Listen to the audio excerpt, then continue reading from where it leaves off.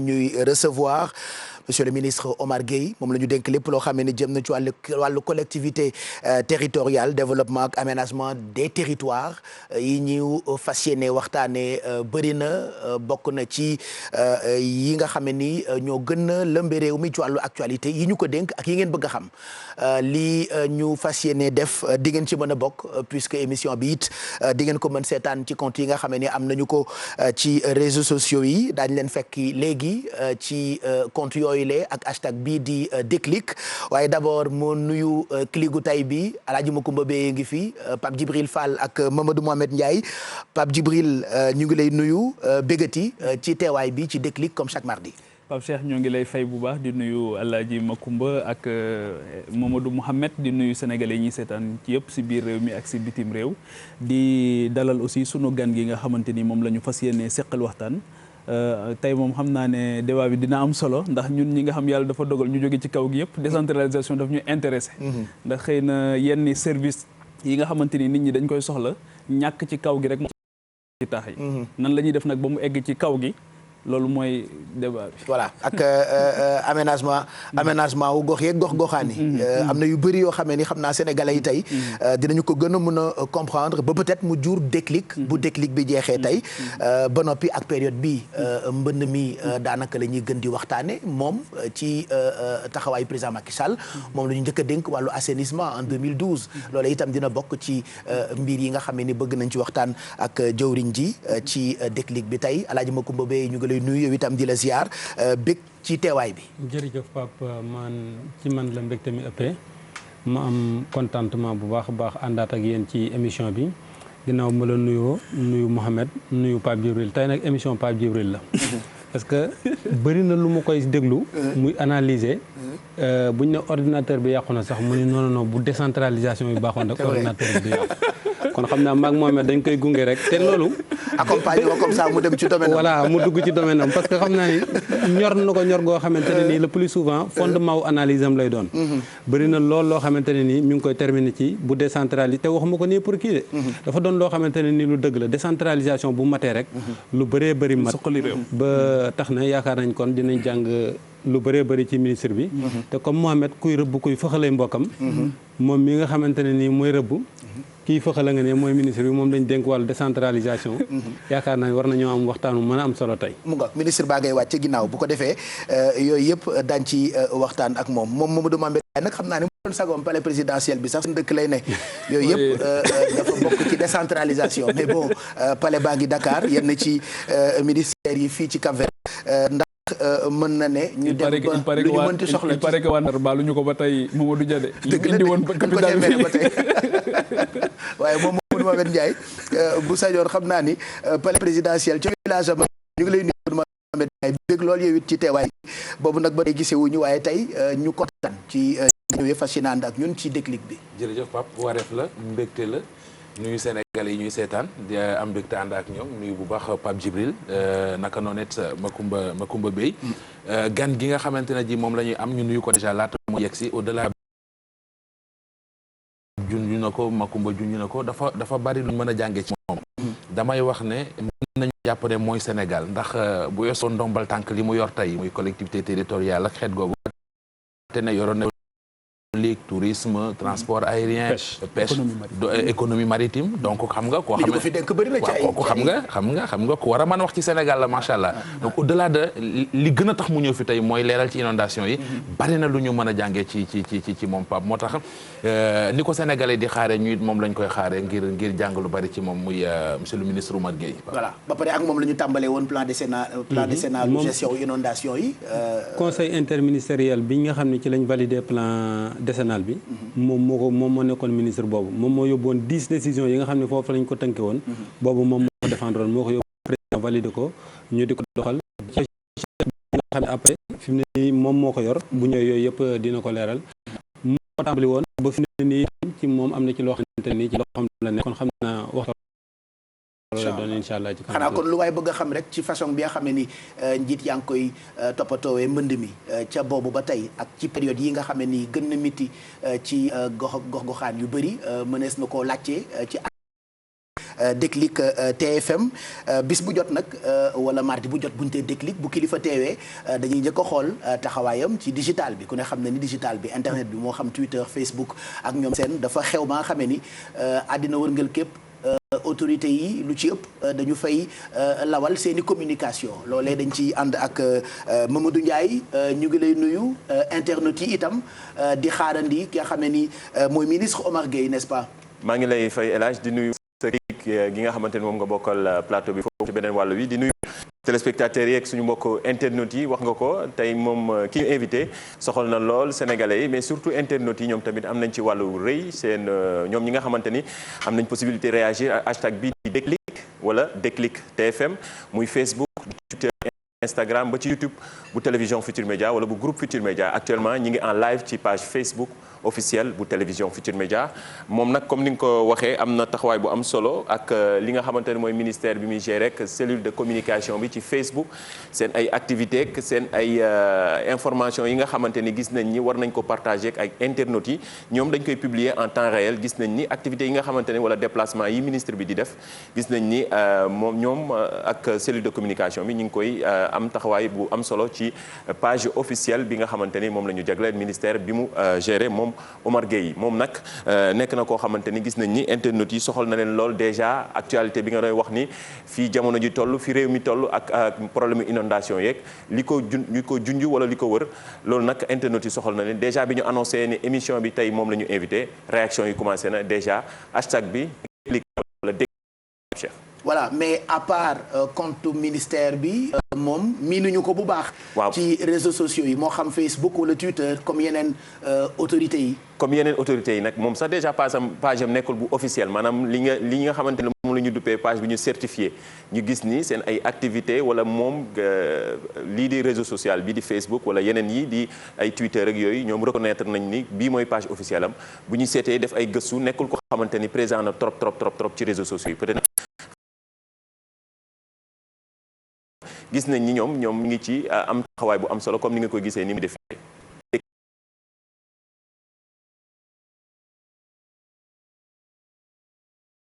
Déclic wala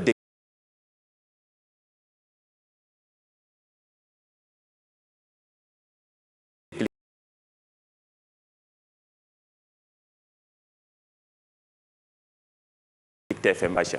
À tout à l'heure. Tout à l'heure. li ñuy njëkkee mooy portrait bi moom ministre Omar Gueye dañ ci ànd ak ki nga xam ne mooy Cheikh Tidiane Diaw.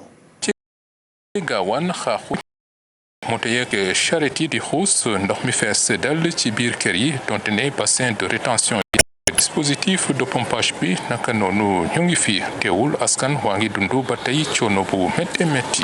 gis nga ko métti rek boo xëyee. département collectivité territoriale ci Sénégal li ñuy jëfandikoo lépp état bi moo leen ko jox. ñu ràññee ko loolu ci langum politique bi en tant que militant Rewmi bu Idrissa Seck moom Omar Gueye nekkoon ku ko jege loolu daanaka loxo ndeyjooram la woon loolu sax tax ginnaaw élection 2012 yi mu bokk ci ministre waa Rewmi ci gouvernement Abdoul Mbaye yor fa ministère de l'hydraulique et de l'assainissement digganteem ak Idrissa Seck commencé xajam septembre 2013 mu génn parti bi taxawal VPRS vaste rassemblement pour le progrès du Sénégal di wéy liggéey ak président Omar Gueye nekk ci mouvance présidentielle bi yor fi ay portefeuille ministériel yu ci mel ni bu tourisme ak bu pêche ci jamono jooju sax tuuma tegu ci kawam ci wàllu corruption te digganteem ak benn société espagnole dafa weddi tuuma yooyu ba mu set ni taxu ci benn yoon. Omar Gueye wéyal toogaayam ci gouvernement bi tey jii mu yor ministère de la gouvernance territoriale du développement et de l'aménagement du territoire Omar Gueye di tamit maire bu Sangalkam depuis 2014 di gox bu ñu yàgg dégg lool ci coowal suuf 2011 Malick bakkanam ci ab découpage administratif boo xamee ni àndu ci woon. ab wane la gu ndaw guñ leen doon wane lekk ki nga xam ne ni mooy ganuk Déclic bi tey monsieur le ministre ñu ngi lay nuyu gërëm la ci teewaay bi gërëm la surtout ci nii nga ñu ko nangulee tey ci télévision Futur Média laataa ñu tàmbali waxtaan wi bàyyi la ak sunu xeex ni sànq tey ñu ngi xaarandi sa teewaay ci jotaay. waaw maa ngi lay nuyu Pape Cheikh di nuyu nekk ci table bi yëpp di nuyu également ñi nga xam ne boobu ba léegi ñu ngi ñuy seetaan parce que dañoo waxoon ne émission bi 1h30 lay commencé mais xëy na ñàkkul ay jafe-jafe yu ngeen am ndax man moo xam-xam ni du ma tardé. maa ngi fi ñëw 21h10. di xaar. di nuyu aussi donc seen téléspectateurs yi ak ñi nekk ci réseau yëpp. di leen jaajëfal di am mbégte tamit teew ci waxtaan bi di dikk. mu ngoog defe naa war nañu ko mën a tàmbali ngay ministre des collectivités territoriales du développement et de l'aménagement des territoires ba noppi itam nekk maire Sangalkam sànq rek ci sunu nuyoo man ak clic gi ñu ngi commenté kenn ku ne ci ay mbir yu xamee ni soxal na Sénégalais yëpp ndax li ñu bëgg tey bu jotaay bi jeexee dégg juddu ci sa taxawaay ak li ñu la dénk te lu ci ne rek doon ay mbir yu mën am solo pour askan wi nga xamee ni ñoo ànd ak ñun ci émission bi tey Pape Djibril. jërëjëf Pape Cheikh jërëjëf monsieur le ministre di ko dalal bu baax fas yéene aborder nag li nga xamante ni moom mooy question yi nga xam dafay toucher sa département donc bokk na ci surtout bi nga xamante ni président Macky Sall ñëw na amoon une vision très généreuse mooy ne dafa bëgg ñu am ay territoires viables et compétitifs porteurs de développement durable avec l'acte 3 de la décentralisation gis nañ ne depuis 2013 booba ba tey li nemmeeku nañ ñaari mbir mooy waxoon nañ ne dinañ évaluer li nga xamante ni moom mooy première phase bi évaluation bi fa ministre Diouf Sarr nekk defoon nañ ko booba ba tey nag ginnaaw bi gis nañ ne Pape Cheikh mooy bokk na ci département yi gën a am instabilité ci gouvernement bi daanaka en 8 ans de magistère du président Sall am nañ yaakaar naa lu toll ci juróom-benn ministre yoo xamante ni wuutu nañ à la tête de ce département donc une instabilité boo xamante ni noté nañ ko est-ce que ndax président Macky Sall dafa amul booba ba tey l'homme qu'il lui faut peut-être que ministre bi la pour porter ces réformes parce que ay réformes yu am solo la bi nga xamante ni dafay dëppoo ak lim ne woon il faut que ñu éradiquer les inégalités qui existent entre les zones rurales et les zones urbaines mais acte 3 boobu fan la toll tey après évaluation bi nga xamante ni ministre Diouf defoon na ko en termes de mise en œuvre fan la toll. waaw maa ngi lay gërëm di la sant di wax ni instabilité amul déjà parce que bu ñu fàtte ni c'est le chef de l'État son excellence monsieur Macky Sall mooy définir la politique de la nation. politique de la nation day jël ay jëwriñ teg leen ci boppu ministère yi ministère mën nga fa am at mën nga fa am juróom-benn weer loolu terewul ni bu keneen ñëwee tamit liggéey bi day continuer donc ñi fi jaar ñëpp depuis naa ñëw 2012 ba léegi liggéey baa ngi continuer équipe baa ngi fi ñu génne résultat acte 3 de la décentralisation kooku mën nañu wax ni invention président Macky ndax li nga xam ni moom la indi mooy fexe parce que acte 3 de la décentralisation dafa am li ñuy wax postulat mooy organiser Sénégal en territoire viable compétitif et porteur de développement durable mais acte 3 boobu dafa arrimé wu ak plan Sénégal émergent c'est-à-dire acte 3 génnul plan Sénégal émergent ndax ñun ñëpp xam nañ ni plan Sénégal émergent moom it dafa am postulat maanaam organiser notre pays bu mu xamante ni dafay nekk dëkk boo xam ni dafa jëm ci émergence en 2035 avec une société solidaire dans un état de droit dëkk boo xam ni ñëpp dañu jàppalante te dëgg rek ak yoon di fa dox 3 boobu bi mu ko commencé teg 2013 ak code des collectivités territoriales tamit boo xam ni moo ko ŋànk xam ngeen ni avant région moo amoon comme collectivité territoriale am également commune ak communauté rurale président Macky Sall ci analyse bu ñu def ñu génne ni région collectivité territoriale amul pertinence lan moo am pertinence mooy département ak commune communauté rurale yi nga xam ni moo amoon nga xam ni daanaka mën nañu wax ni Sénégal rek ci àddina bi yëpp moo amoon communauté rurale man mi 2002 lañ ma njëkk a fal ma nekk président conseil rural bu Sangalkam conseil rural boobu moo ëmboon commune Bambilor tey commune Sangalkamu tey commune Diaye tey ak commune Tivaouane Peulh bu tey loolu lépp moo doon communauté rurale bi ñu fal ma fa 2002 mais ñun bu ñu masaan tukki bay présenté wu naan président conseil rural wala communauté rurale dañuy yaakaar ay communes rurales yu bari lañ dajale def ko communauté rurale donc mu amoon problème même ci coopération décentralisée président dindi loolu ñu léegi ñëpp commune la ñu ñaari ordre de collectivité territoriale moo am commune ak département muy juróomi téeméer ak juróom-ñeent fukk ak juróom-ñeent maanaam juróomi téeméer ak juróom fukk ak juróom-ñaari commune ak ville ndax bu ñu fàtte ni am nañu juróomi ville muy Dakar Pikine Guédiawaye Rufisque ak Thiès ak juróomi téeméer ak juróom fukk ak ñaari commune ak 42 départements loolu bu ñu ne 42 départements te Sénégal di 45 départements dafa am ñu mu jaaxal ndax Dakar ville lañ ko considéré comme commune Guédiawaye ville lañ ko considéré comme commune fële tamit moom lañ ko considéré Pikine comme commune donc yooyu mooy li nga xamante ni moo tax mu doon 42 acte 3 boobu dafa indi lu bëree ci coppite ak avantage yu communes yi am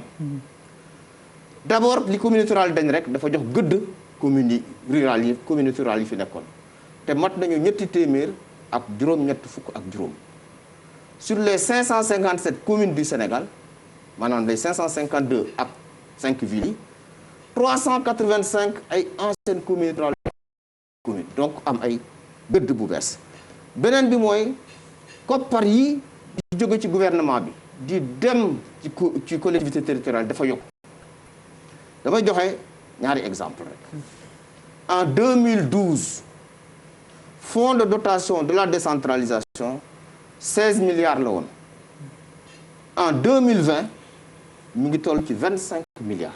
maanaam dafa gën a yokku. oui en 2012 président Macky Sall di ñëw fonds d'équipement des collectivités territoriales 12 milliards 500 la woon en 2020 egg na ci 30 milliards fanweeri milliards en 2012 PACASEN amul woon bi président Macky Sall di ñëwee dañu teg PACASEN muy 130 milliards ñu war a jox 123 communes en 2012 la contribution économique locale amul woon patente moo amoon te patente yooyu ñu ko doon jariñoo mooy ñu amoon chance ci seeni commune am ay usines yu fa nekk wala ay centrales électriques ñu am ay patente président Macky Sall ku ne xam ni équité territoriale lu muy dund la lu nekk ci ADN la maanaam mu ni mais jaaduwul par exemple dëkk bu am centrale mais courant ba muy togg ko amul centrale it ma ngay fay courant boobu donc xaalis bi jógee ci patente bi kooku it war na cee mën a am mu indi la contribution économique locale maanaam ñi nga xamante ni ñoo am infrastructure yooyu dinañu am ce qu'on appelle la seule valeur ajoutée ñi nga xam ne amuñu ko ñu séddale leen leneen li ci ñetti fànn muy la contribution économique locale valeur ajoutée loolu bi ñu ko xaymaa daaw séddale nañu communes yi fukki milliards ak juróom-ñaar ren séddale nañu communes yi ñaar fukki milliards ak benn loolu pour wax na rek apport acte 3 de la décentralisation ni mu indee yokkute ci communes yi au Sénégal de manière générale. nga baal monsieur le ministre waaw. déedéet man dama xaw a amuk jaaxle parce que information yi nga fi joxe explication yi nga fi joxe chiffres yi nga xam ne joxe nga ko fi dafa wute lool ak li ñuy dégg ci maire yi.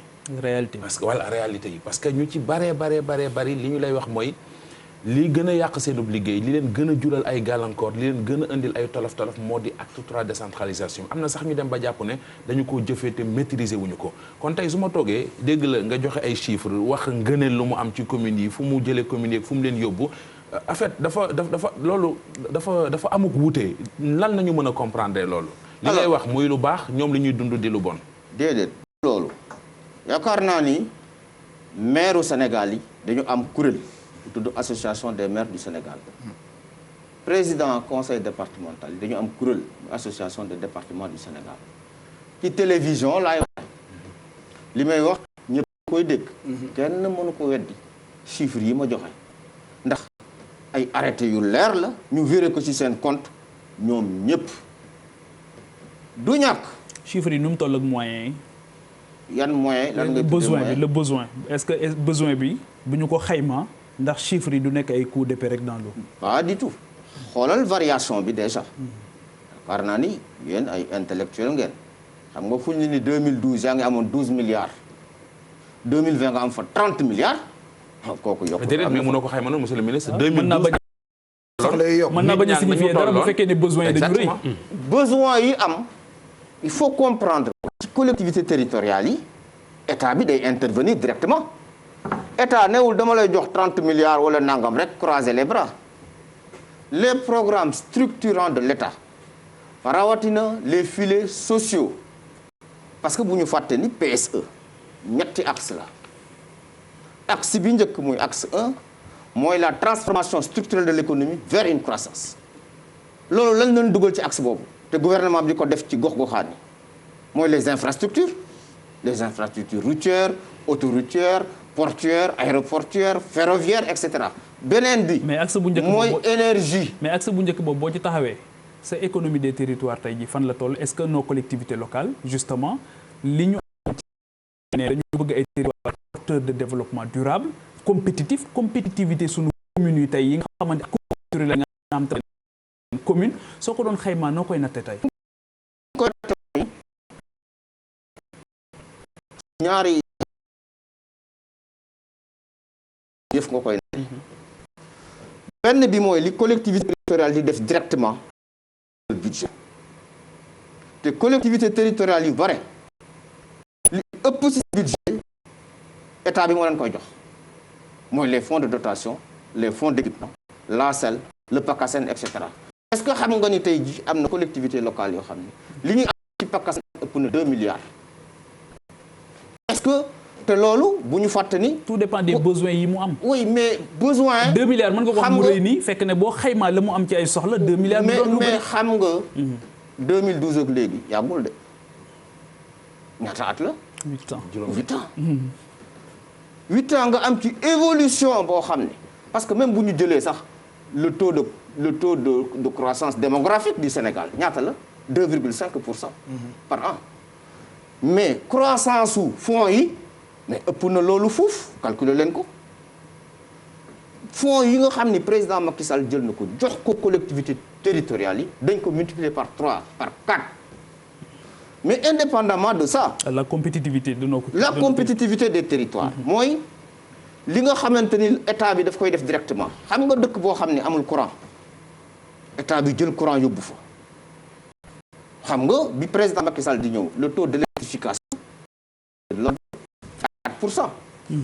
tey jii egg nañu lu ëpp 60% de taux d'électrification rurale mais courant boobu fu mu jëmul ci jaww ji ci ay dëkk yu amul woon courant la jëm donc dëkk yooyu ñu ngi yokku PUDC boo ko jëlee le programme d'urgence de développement communautaire dëkk yu amul woon ay ndox ñu uddal leen ay forage dëkk yu amul woon ay piste ñu yóbbu ko piste yooyu PUDC mi ngi ciy liggéey PNDL mi ngi ciy liggéey dëkk yi nga xam ne amul woon ay école ñu yóbbu ko fa yi amul woon ay poste de santé wala ay centre ñu tabaxal leen ko donc loolu buñ ko yokkee yokk nañu territoire ba mais loolu plus li nga xam ni moom la commune yi di def di góorgóorlu ko def mais justement loolu yëpp li nga wax nii mooy encore une fois li Mamadou Mouhamed doon préoccupation bi mu amoon entre li ngay wax ak la réalité bu fekkee ne c'est homme de terrain nga da ngay génn lu bëri mais la réalité du terrain est-ce que tey jii Covid bi ak inondation yi ñëw mettrul à nu li nga xamante ni moom mooy failles yi nga xamante ni am na justement par rapport à la mise en œuvre de cette réforme.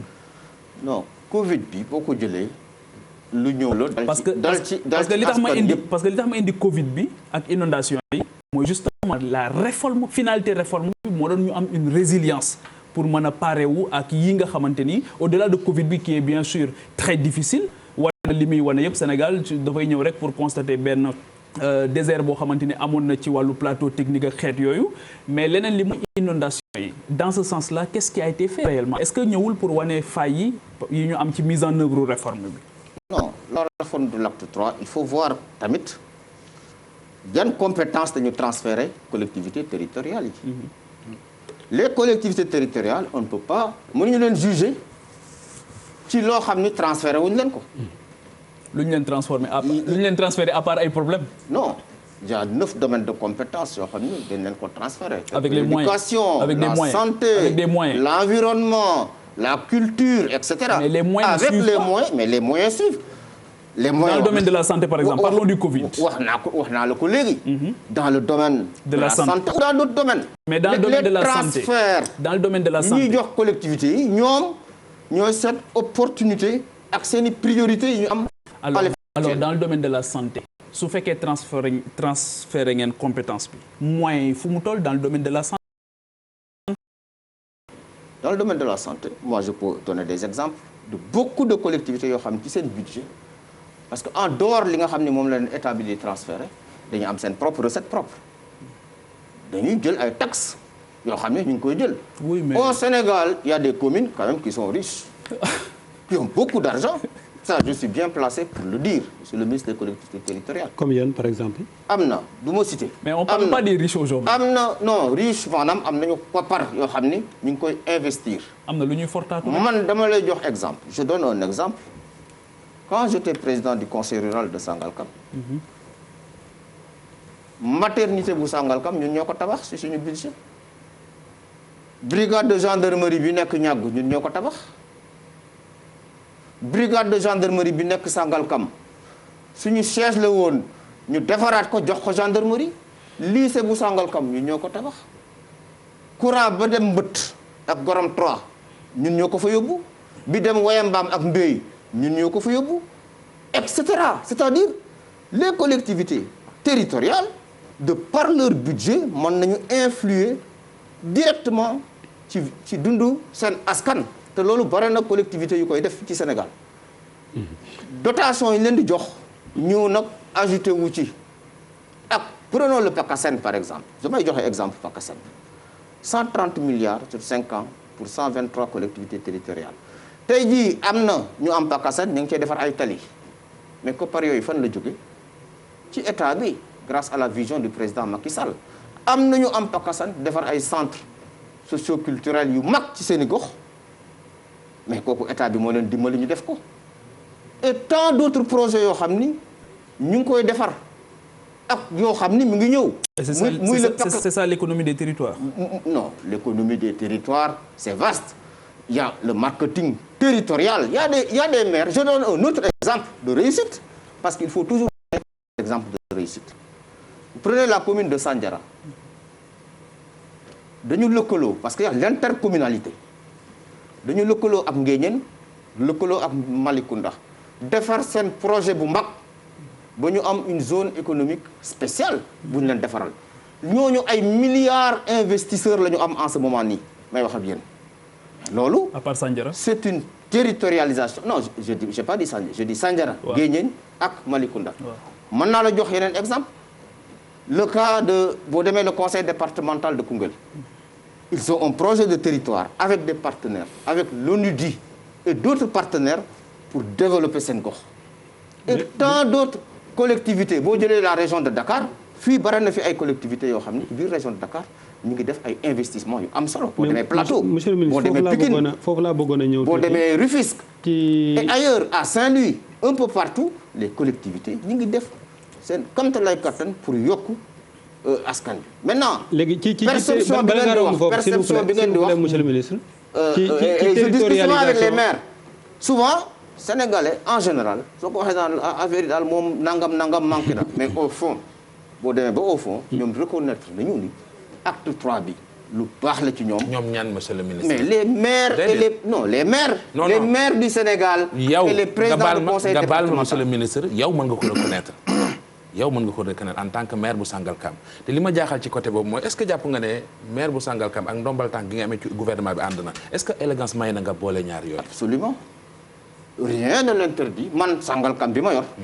avant may nekk ministre dama ko yoroon. waaw nekkuma ministre ñu may soog a jox commune. mais boo dama yor commune. mais ñaari moom rafetul ci ànd. la preuve mooy lu bari lu gis-gis. déedéet yow sa jëm boobu xam nga ne lu bari ñu ngi la koy tuumal biir Sangalkam benn ci mooy nee nañu projet état bi lu ca bari sa commune nga koy yemale. ci commune boo xam ne ñetti village ñoo fa nekk. pavage rue yi nee nañ fa nga ko yóbbu. centre de santé ba nee nañ fa nga ko yóbbu.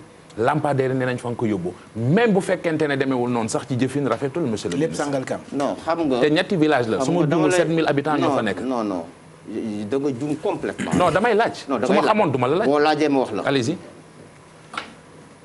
lampadaire yi c'est un programme de 50. non maa ngi njëkkee woon ci ndax ñaari ndomba tànk yi nga boole. ànd voilà ñaari ndomba tànk amul problème fii ci Sénégal ak ailleurs d'ailleurs mën nañ dañuy liggéey dara manqué wul ci suñu liggéey commune dara manqué wul ci suñu liggéey gouvernement su fekkante ne dafa am fu sooxe way ñu wax mais benn sooxewul benn.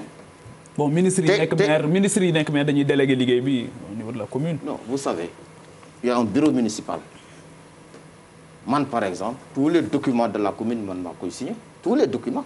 dañ koy indi. tous les documents. dañ koy indi. dinañ ko indi dinaa fay dem tous les documents man maa koy indi. mais question bi mu posé pourquoi la première question là elle est fondamentale. question Mamadou Mouhamed bi par rapport au cumul des mandats c'est-à-dire que mooy dañu jàpp rek ne maire c'est une fonction en temps plein du fonction en temps partiel te xëy na sori woo tey Dakar sori sa fi nga nekk soriwul Dakar mën nañ di ñëw sa bureau di la indil documents yi mais ki nga xamante ni xëy na dafa nekk Podor wala mu nekk Matam nekk ministre est-ce que loolu mais au-delà de ça Pape Djibril moom li mu doon ci gouvernement bi dafa jege lool c'est-à-dire ki war a séddale boo yoree liggéey séddale loo séddu ñu ne yaa ko njëkk a séddu dinaa ñëw ci loolu allez-y tout est question d'organisation du travail maire man nga nekk maire nekk ministre man nga nekk président conseil départemental nekk ministre te benn ci ñoom ñaar du sooxe c'est une équipe qui travaille et puis question wóolute la question wóolute la booy nekk maire Sangalkam tëboo tëb rek ni da ngay nekk maire Sangalkam man depuis 2002 ñu ngi may fal même bu amee interruption yoo xam ni c'est par des délégations spéciales au plan politique saa yu ma defee sama liste gagné foofu waxuma gagné foofu rek mais gagné 4C yooyu yëpp. non yow moom monsieur le ministre Serigne baax na parce que je pense yow rek yaay kii nga xam ne ba Macky faloo ba léegi yaa ngi ànd ak moom wàccoo man su ma juumul. ak Aly Ngouille Ndiaye donc yow moom problème mu faloo foolee ko moom yaakaar naa seen Serigne mën na fa torop bon doo waxin la rek quoi. fal ministre ak ñàkk ko fal fokk ci décret président la def. ak ci yàlla. ci yàlla bien sûr ak décret président. maintenant je donne un exemple. le cumul. gis nga non cumul bi wax naa leen ci ba pare. mais sa bopp dafa rafetul.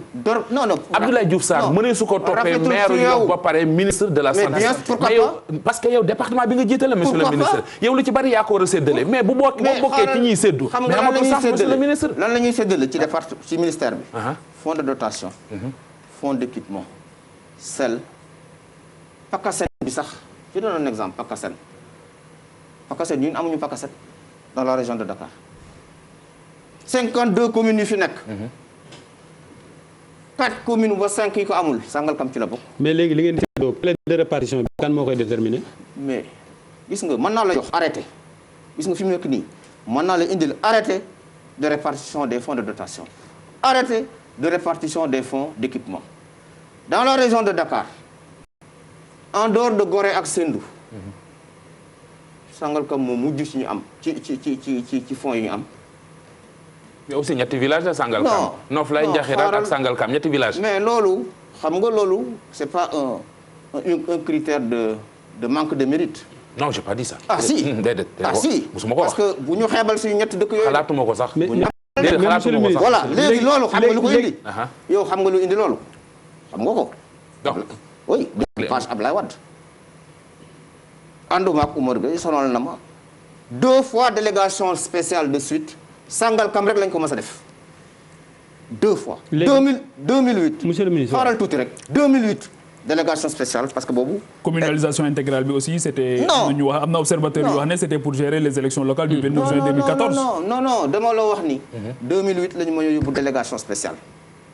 parce que local 2009 yaa ngi ñëw ñu ni kii bu ñu ko yóbbu délégation spéciale bu ñëwee dootul gañati ma ñëw def sama liste ñoom ñu def seen liste ma ñëwaat bi ma ñëwee 2009. ñu ne il faut ñu sàkkat beneen pexe foon pour génne ko 2011 ñu ne nañ ko découper mais un découpage non équilibré dañu jël fi nga xam ne mooy sama dëkk mooy li nga wax léegi ñu jël ñetti dëkk ni loolu mooy commune am bu ñu gagné it foofu lay gagné ñu jël leneen jox ñeneen du ngóor a ña am lu rëy du suñu ñàkk am fulla ak fayda mais critères yi lan la critères yi am lu ñett critères yi ñuy séddale lan la population la wala dayo la wala critères yi ñuy daggee dëkk yi. waaw non li ñuy séddale fonds yi.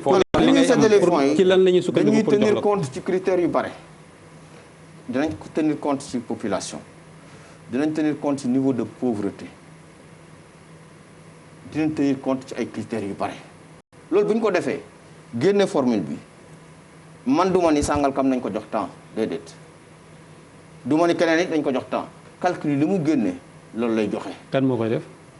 kan moo koy def ñun ñoo signé man ak Abdoulaye Daouda Diallo ñoo signé un arrêté interministériel ginnaaw bu suñuy direction yi liggéeyee ba pare ni lii daal moom la génne duñ ci changer virgule boo xoolee la ñu jox fonds yooyu ñu jox Sangalkam moo gën a néew fonds yi juróom fukki commune ak benn yi nekk ci région de Dakar am.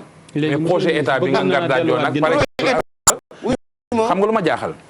centre de santé biir Sangalkam te wax naa la ko sànq une fois encore xeebu ma leen mais ñetti village de femmes ñu def fa centre de santé et pendant ce temps Bambilor moo ëpp ay habitants. c'est un district sanitaire. lu mu ci mën di doon rek. non mais askan wa non le district le fait de décider d'un district ne dépend pas de la population ça dépend de la position géographique pourquoi s'appelait Sangalkam man ngeen poser aux questions pourquoi commune rurale bi avant ñu koy dagg mu tudd commune rurale de Sangalkam parce que Sangalkam est le bu doon en mathématiques danaan c'est le barycentre de cette zone là Sangalkam est à 5 kilomètres de Bambilor Sangalkam boo jógee Kër Ndiaye Lo c'est à 4 kilomètres et demi c'est à 5 kilomètres et demi de Kounoune c'est à 6 kilomètres de Tivaouane Peulh c'est à 5 kilomètres de Niakoulrap. Finalement gis nga la difficulté.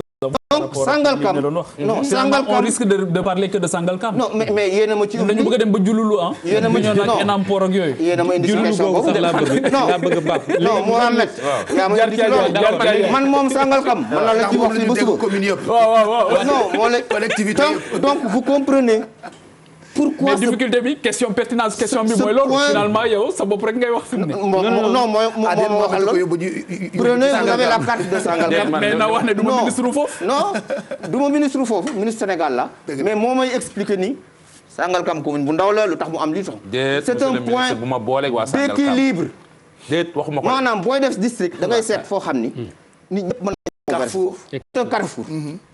te am na Sénégal am na ay départements yoo xam ni. chef-lieu département bi am na ay communes yu ko ëpp fuuf y en a plein dans le Sénégal. léegi xam naa pavage yeeg yooyu aussi. y en a plein position géographique bi la dépendre. y en a plein lampadaire yeeg lampadaire yi. waaw commune bu nekk. waaw am nga lampadaire ma wax la ko léegi. commune bu nekk ci Sénégal am nga lampadaire c'est 50 000 lampadaires yu président Macky Sall indi ku ne am nga sa quota ku ne am nga sa quota donc expliqué naa la li tax loolu ñu def ko. te foo xasa def mais waaye dootoo ko defaat booy defaat feneen ngay def. loolu leer na léegi pour bañ li Pape Djibril di wax ñu bañ a Sangalkamiser émission bi. moom moo ko bëgg a Sangalkam. te war a dem Rufisque Nord mais Sangalkam moom sa war naa wax ci ba émission bi jeex. léegi acte 3 bi. waaw bala ñu delluwaat ginnaaw tuuti. dañu ne woon cëslaay li bokk na ci territorialisation des politiques publiques. wax nga ko réforme phare la woon de. waaw ñu ni dëkk bu nekk la nga xam ni moo fay gën a dox ñu jàppale leen ca ñu dox ci loolu. ba président demoon fi Casamance lancé PPDC boobu est-ce que am na loo xamante ni réussir na ko luñ mën a teg baram. waaw boo demee Casamance na nga jóg nga jël oto wala nga jël avion. semaine passée rek man. demal dëkk la boo demee neel ñooñu lan la fa PPDC def ci wàllu piste ci wàllu infrastructure. Ziguinchor ngay wax nii wala Casamance. non région yi nga xamante ni. le PPDC di intervenir muy Ziguinchor di Sédhiou. di Kolda ak yooyu PPDC dafay intervenir le PPDC a un excellent bilan d'ailleurs première phase bi ñu ngi négocier encore avec les partenaires pour la deuxième phase du PPDC. première phase bi ñaata ngeen ci def. première phase u PPDC ça doit être dans l'ordre de une quarantaine de milliards 40-50 milliards ci PPDC te ñu ngi négocier deuxième phase bi dina war a ëpp 31 milliards et cetera.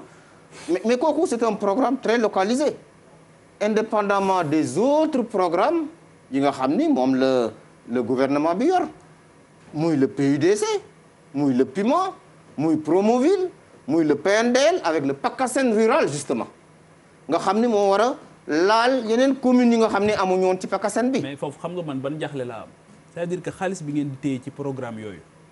lan moo tax du ngeen ko jox directement collectivité locale yi ñoom nga xamante ni ñoom ñoo xam seen i soxlaay bopp ñu fajal ko seen bopp. mais loolu ñu def mais il faut nga intéressé wu ci PACASEN mooy lan 530 milliards état bi téye ko daf koy jox directement sans apport pour la première fois ça c'est une identité remarquable du président Macky Sall kan moo koy gérer xaalis boobu. PNDL wala ADL. PNDL. C'est le programme national de développement local, le PACASEN rural. Mais le premier PACASEN c'est l'ADM, l'agence de développement municipal. dañ koy jox directement collectivités yi. ñoom ñooy xool seen programme bi ñu def ko. mais li ñu leen di demander rek moo ko seen programme soit en cohérence avec le programme national, le PSE, etc. pour que mu bañ a parce que une collectivité territoriale bu leen fàttali c'est un démembrement de l'État. Avec ses spécificités. Oui, le maire est un représentant de l'État. Avec ses spécificités. Oui, mais le maire est un représentant de l'État. Collectivité territoriale du lu ñu créé rek sànni noonu non dafa am jonction ak État. Donc programme yi ñuy dérouler dafay nekk en phase avec le programme national bi nga xam ni moom la ñuy dérouler au niveau central. Léegi la première phase de l'acte 3 pour revenir encore sur les finances dafa consacrer la communalisation intégrale. Oui. Mais tey jii boo duggee ci biir réew mi di nga gis ñoo xamante ni def nañ leen certes ay communes def leen ay départements mais ginnaaw communaliser ak départementaliser jeexit bi dafay des. Par exemple si on prend les départements tey jii commune bi ak département bi lan mooy différence bi ak lan mooy njëriñu département bi finalement. Alors le département c'est le niveau de coordination le plus approprié. Si on considère le principe de la subsidiarité, en coordination au niveau des communes. Ñu jox ko aussi ay compétences. Par exemple dans certaines régions ci yenn hôpitaux yi lycées yi et cetera yooyu dañ ci investir ñoom lu bari. lan mooy mission département. mais mission département wax naa la ko léegi mooy xam nga le département on peut considérer que c'est une sorte d'intercommunalité des communes qui composent le département. Parce que loolu aussi niveau boobu dafa baax ce niveau-là de réflexion mu am loo xam ni élus yi dinañ retrouver au niveau d'un département moo tax ñu indi le département collectivité territoriale. Actuellement président Macky Sall dafa recevoir woon le 10 octobre 2019 tous les maires et présidents conseil départemental ñu jox ko benn mémorandum. Mémorandum boobu bokk na ci département yi ñoom it bëgg fiscalité. Parce que à l'heure actuelle koppar yi ñu jot yëpp nguur gee leen koy jox loolu bokk na ci feuille de route bi ñu tracé ak waa département yi pour mën ci waxtaan ak monsieur le président Macky Sall 10 octobre bi di ñëw parce que dafa jël décret wax ni 10 octobre bu jot léegi journée nationale de la décentralisation xëy na mbas mi moo tax duñ ko mën a def comme ni ñu ko def woon daaw mais sous format réduit quand même dinañ ko tenir ak président Macky Sall pour ñëw ci soxla yi nga xam ni moom la département yi am. fu ngeen toll ci mébét mi ngeen amoon jël yenn département yi daal di koy fexe ba impôts ya fay jógee mën a dem directement ci ñi nga xam ni ci ñoom lay jógee ndax loolu waa direction des impôts. après ñu ñëw ci mbënn mi. non dafa am mën nga répété waat si kii nga ni impôts yi. impôts yi dañu waxoon ni impôt ni mu ci barab yi mu nekk. am ci loo xamante ne ni ñoom ñoo koy encaisser directement. mais am na déjà beaucoup de collectivités seen xaalis bi ñu am ci ay impôts locaux la impôts locaux daanaka bare na fii par exemple boo jëlee dans la région de Dakar dans toutes les régions taxes yu bare ci seen impôts locaux lañ koy jëlee yow boo amoon sa boutique fii. kuy collecté. mais ñoom ñooy collecté mais dañ koy verser ci benn gafa kooku ñu koy verser mooy le payeur. bi nga xam ne moo yor moom la ñuy wax unicité de caisse loolu mooy montrer toujours que collectivité territoriale démembrement état la seen xaalis ñoom ñoo koy gérer directement dañ koy jox payeur régional wala payeur communal bi nga xam ni par exemple ñun boo demee suñu payeur mu nga Tëngéej 12 collectivités territoriales ëpp na 12 sax mën nañu wax ni 14 yi fa nekk yëpp payeur boobu mooy gérer liy dugg ak liy génn mais ordonnateur bi nag maire bi lay doon wala le président du conseil départemental. bu ñu bëggee ñëw léegi ci inondation yi. am na ñaari communes yoo xamee ni jot nañu fa dem muy Rufisque Nord ak Bambilor ñaari communes yooyu saa yu tawee rek dañu am jafe-jafe ak kondir yeeg ñàkkuk jeexalitu liggéey yi nga xam ni tàmbali woon nañ ko jëm ci wàllu assainissement. ak drainage ndoxu taw bi dañu fay dem ànd fa ak ki nga xam ne ni mooy Ousseynou Thiam ak Ahmadou Bamba Samb ñu indil ñu ci ay leeral ci ñaari communes yooyu Rufisque Nord ak fi nga xam ne ni mooy Bambilor. commune bu Rufisque Nord bokk ci diwaan yi gën a loru ci mbënd mi fii ci département bu Rufisque. mën naa wax depuis 2012 ñu ngi koy dund ba léegi depuis 2012 parce que toujours rek nit ñi dañuy wax ne ñun ñoo fekk ci ndox mi d'accord am na ndox mu fa daan jaar waaye nag bi autoroute à péage bi ñëwee nag la jéggi dayoo parce que am na yoon mu daan jaar ñu xajal ko muy jàll waaye ba autoroute à péage bi ñëwee nag ca la ndox mi nag tar parce que la ñu dajale indil nu ko moo ëpp ci ñun. gannaaw ay at ñuy dund lu ni mel tey jii ana lan mooy saafara si. saafara bi defe naa mooy d'abord téye ndox mi ba du duggati ci quartier bi parce que ndox mi fi muy jógee yëpp xam nañ ko identifier nañ ko te lépp rek day wàcc ci suufu autoroute à péage bi daw ñëw ci ñun ak fu mu mën a jógee donc ndox moom il faut ñu téye ko xëy na par bassin de rétention wala xëy na beneen xereñ boo xam ne bii xëy na ñoom. mën nañ ci taxaw ba nga xam ne ndox mi dootul duggati ci quartier bi. ñoom ñi la bëgg sax lii di état àggale liggéeyub kanaalu Daaru Rahman bi bokk ci programme décennal de lutte contre les inondations te ci atum 2015 ba léegi liggéey bi të àgg. mooy pour que lépp nag saafaru définitivement mooy canal ba nu commencé woon ñu fexe mu àgg. kanaalu Daaru Rahman bi boobu il faut que mu àgg canal boobu bu àggee nag dañ ci daal di converger yeneen ndox yi nga xam ne yi mi ngi jaaree feneen di dugg ci biir quartier yi. lu nu mel tamit la ñu nemmeeku fële ca commune bu Bambilor foofu daanaka njaboot yu bëri yu ndox mi nangu seeni kër ñu ngi leen toxal ci lii di l'école yi. dalee jiite commune bi ba tey li fi wàcc ren ci ndox musu fi am ba tax na def na fi dégâts yu metti tey mën nañ ne boo demee école Médina Bambilor ñaar fukki famille ak juróom-ñaar ñu ngi foofu dëkk fa dañu xat-xatloo sax ci salle de classe yi. cité enseignant dem fa dugg fa sax c'est tout un problème ba actuellement oto yi sax nangootuñu dugg cité enseignant donc ren moom mbënd bi am vraiment mbënd munu sonal la. waa Mbambilor googu bëgg sax état gën a bàyyi xel lu jëm ci cité yu yaatu yi nga xam ni ña ngi ko fay tabax te toftaluñ ci benn yoon nag lii di réseau d'assainissement. dama lay jox benn cas quartier bu mel ni Comico bu ñu demee ba militaires yi jël 100 hectares. war ko def ay kër 3500 familles war fa dëkk tey amul benn assainissement moo tax juróom-ñaari pompe lañ fa obligé yóbbu yii dañ ko jënd yii dañ ko loué. assainissement googu sax ki jiite bokk moomeel bi bëgg état bàyyi ci xel bu baax a baax ñii di communes yi. mais je sais que foofu la jëm parce que am na loo xam ne ñun maire yi mënuñu nekk maire suñu dëkk li nu ci xam technicien bi toog bureau mënuñu ko gën xam donc je pense que. Au futur, le président Macky Sall fera de l'assainissement une compétence transférée qui permettra à l'ONAS, avant de faire lu mu war a def mën a contacter vraiment les collectivités territoriales.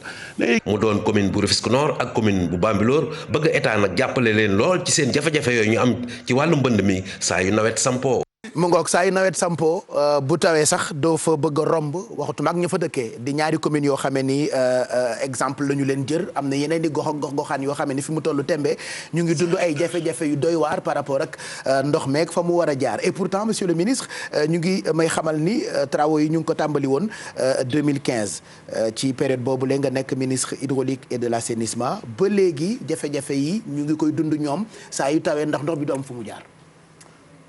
dama lay rectifier 2015 nekkatuma woon ministre de l'hydraulique et de l'assainissement. En 2015 maa ngi nekkoon ministre de la pêche et de l'économie maritime. Alors war ngeen ñaari quartier ci département Rufisque benn bi Tëngéej la benn bi Bambilor pour Tëngéej oui am na liggéey yu tàmbali woon. du woon sax 2015 ah bien avant 2015. mais fekk na nga nekk ministre. bi ma nekkee ministre de l'hydraulique et de l'assainissement te mun naa Tëngéej gis liggéey yooyu gis nañ ni entreprise bi ñu ko joxoon avant même président Macky Sall di ñëw la woon man li ma waxoon jamono boobu mooy entreprise boobu dañ liggéeyul deful liggéeyam comme ni mu waree. dañu war a résilier son contrat jox ko keneen et je pense que ministre bi nga xam ne parce que boobu jamono projet boobu mu tudd PAPCRE ci ministère urbanisme la nekkoon. ban at la woon kon. c'était bien avant ça devait être dans les 2011. kon yàgg na ba 2020 loolu. non may monsieur le ministre baal ma rek. non mel na kuréel ci wax ji parce que bu fekkente ne ba nga demoon ci lancement bi yow ak Aminata Touré. yooyu la jamono. c'était ça. canal boobu la woon. non lancement bi du woon loolu du woon jamono boobu. donc boo fàttali nag Aminata Touré bay wax 47 ma continuer sama raisonnement ci wàllu woowu pour wax ni foofu effectivement y a un problème ci wàllu entreprise bi nga xam ne moom moo ko doon liggéey ñu résilier contrat bi jox ko yeneen entreprise pour ñu war ko eggale. te loolu c'est que ministère bi nga xam ni moo ci nekk ñu ngi ciy liggéey. am na complexité ci travaux yi ñu doon def ak nañ ko waroon a defee. lan moo tax résilier woo ko woon ci sa magistère. nga ni ma ne ci sa magistère bi nga fay nekk yow lan moo tax soppi wuñ ko woon. bi nga constaté non boobu c'était pas possible parce que. comprenez que d'abord ministère de l'urbanisme ci la nekkoon nekkul ci ministère de l'hydraulique et de l'assainissement. ensuite ñun jamono yooyu ñuy soog a ñëw. muy 2012. yaakaar naa xëy na sax dinañ ci ñëwaat léegi. ni ñu mbënn mi surprendre lu mucc ayib la bi mu ñëwee en 2012 on venait d'arriver. maintenant beneen cas bi di Bambilor. Bambilor li fa am mooy loolu mënu fa woon sax bañ a ñàkk am ndax lu tax.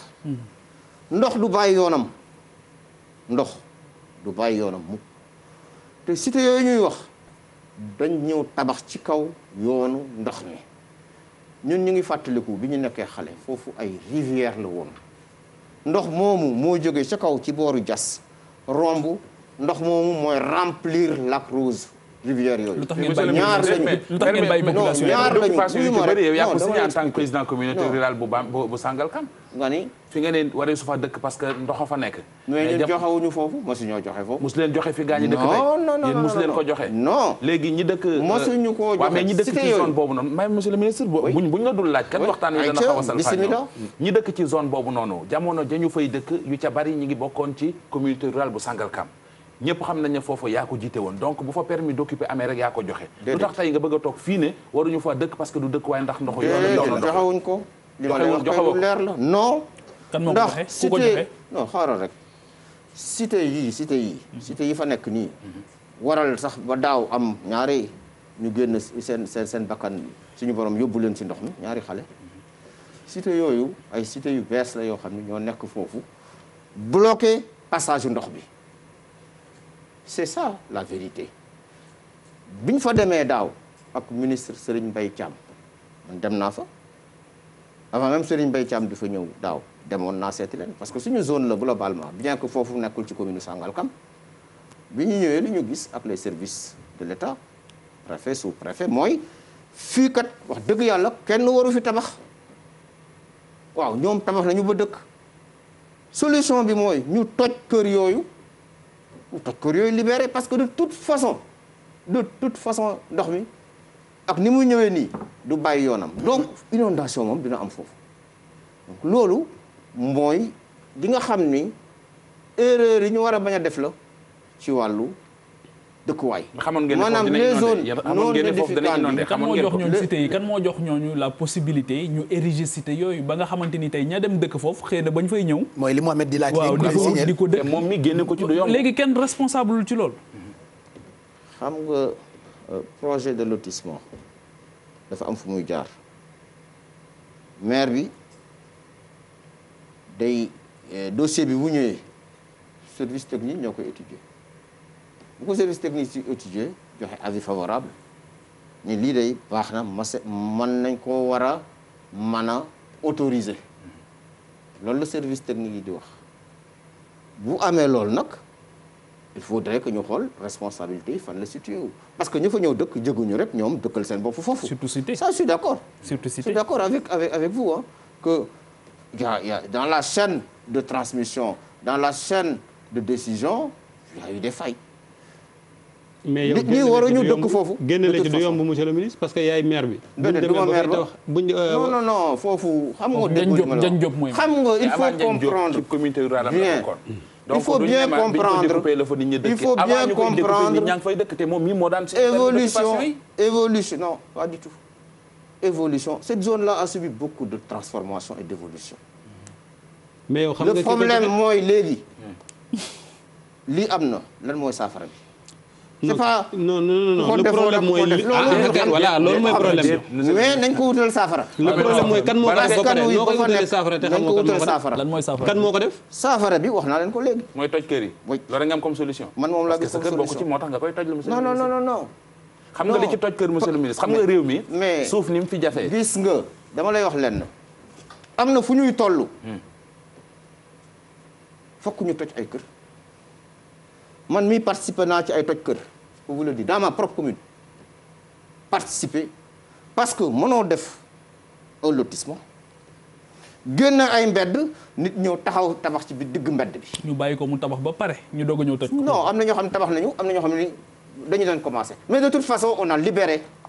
yoon en prise. absolument gis nga xam nga masla dafa am fu muy yem man je ne suis pas partisan que lépp ñu masla ko déedéet am na foo xam ne bu ñu fay taw dañu war a jël suñu responsabilité yow da ngay ñëw fekk nii lii nekk yoon mu wóor na lii yoon la xaw ma foo jaar ba mën faa tabax mais xam nga ni ba nga fay tabax fii yoon la mais dañuy bàyyi foofu nga tabax. très bien léegi maintenant la solution mën nañu aussi ci yërmande buñ ko tojee ba pare ñu seet feneen fu ñu la jox.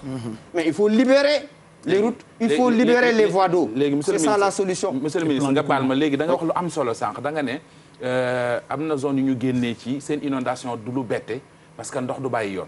oui ma dégg nga wax ko. président Macky Sall ma dégg mu wax ci jamono ne bi ma faloo ci ñeenti at réglé nañu problème inondation yéen ñaar ku ci weddi morom. kenn weddiwul ci morom. ah non ñaari dëgg mënut a am. ñaari dëgg moom nee na lii jeex na fi yow nee nga lii mënutoon a ñàkk. non attention il faut bien comprendre dama lay jox benn exemple. bërki démb dem naa Kër Massar. bërëb bu may faral di dem la mais bu may dem du ma ànd ak presse du ma ànd ak kenn damay dem di xool ndax situation bi. monsieur le ministre est-ce que léegi bari ngay àndandoo yow maire yi nga daan àndal bu njëkk ba sax léegi kenn du la gis ak ñoom. boo ñëwee sama bureau chaque jeudi c'est la journée des maires chaque jeudi laa wax de 7h30 jusqu'à 20h je reçois des maires. ay ñoom Ndiagne Diop ak ñoom kii Sarr ak ñëpp ñi ñëw képp ku moom bëgg a gis di nga ñëw pour sa soxla du ma particulariser yëf yi. non li mu wax nii xam nga dafa am solo parce que dans l'intercommunalité bi ngay wax léegi mbënd mi pour ñu régler ko ay communes yu taqaloo par exemple mënoo ne dama koy régler ci commune bi bàyyi ko ci bii soo ko régler ci bii. ndox mi mën naa traverser. non ndox mi du def na intercommunalité boobu est-ce que am na. ndox est-ce que tey Sangalkam mu ngi liggéey ak Mbambilor pour ñu régler la question des inondations foofu. dama lay jox un autre exemple. c'est-à-dire ñu yëg dinaa ñëw léegi. dinaa répondre sa question mais balaa boobu sama fil de raisonnement bi ci lay dellu. allez-y. dama la wax da nga bëgg a wax ni est-ce que li président Macky Sall wax ak li ma wax dafa am mënul am wuute dama lay jox exemple. barki démb dama dem Kër Massar parce que dama fay faral dem fàtte na dama lay wax ni am na yoo xam ni pour nga xool ko dëgg da ngay dem yow rek. doo yóbbu presse xool. doo yóbbu kenn. dëgg la. kenn du la orienté. barki démb dem naa Kër Massar man rek dem naa ci ay quartiers yoo xam ni su ma la ko waxee da nga naan noo fexe ba dem foofu mais dem naa fa. kon de comme président day wàcc ci descente ci. mais li ma gis. li ma gis bañ koy orienté. te ma wax ko ñooñu. mooy lan mooy quartier bi ñuy wax Médina Gana Sarr est-ce que xam nga ko Kër Massar xam nga ko. dem naa fa ba. fu ne lay dugg de moom. ah fii la duggagoo fa. miin na fa de. man dem naa fa. gis nga quartier boobu mu ngi ci wetu Mbëbës. lakk Mbëbës xam ngeen ko. xam nañ Mbëbës moom. quartier boobu projet liggéey na ci zone boobu bi mu ci liggéeyee dafa am ku jël benn vidéo yónnee ma ko ni ma projet li mu liggéey fii am na problème parce que canalisation projet ba ngi nii mais ñun ñu ngi ci biir ndox mi xëy na ñu ngi may dégg man lii foog ma seeti ko ma dem fa man rek bi ma eggee gis ni ndekete quartier boobu ci biir lac Mbëbës la nekk bi mooy jëlee carte lac bi gis ni ndekete quartier bi ñu ngi ci biir lac bi alors ma ne leen nag yéen seen problème ku leen ni mën nañu dindi ndox mi wala ñu kii ko daf leen di wax lu leen neex ndax lac kenn mënu ko pomper dañoo fekk lac bi xawoon a fer tuuti ñu ñëw dëkk fa tabax suñu borom indi ndoxam lac bi jëlaat fi nga xam ne moom la moom yoon du bàyyi ndoxam du bàyyi yoonam mukk ndox du bàyyi yoon. ndox du bàyyi yoonam. man leen yéen est-ce que xam ngeen ni yéen a ngi ci biir lac bi mais finalement dañ ko nangu dañu ma ay la yoon wax dëgg yàlla fii de ci lac bi la man leen voilà yéen a ngi ñëw dëkkal seen bopp ci biir lac bi ndox bare lac bi jëlaat kiyam nga ni moomat loolu kenn mënu ko pomper du fépp la ñu mën a pomper. soo gisee donc man la amul contradiction am na zone yoo xam ni kenn mënu leen génn ci ndox mi waaw mais monsieur le ministre. y en a li ëpp.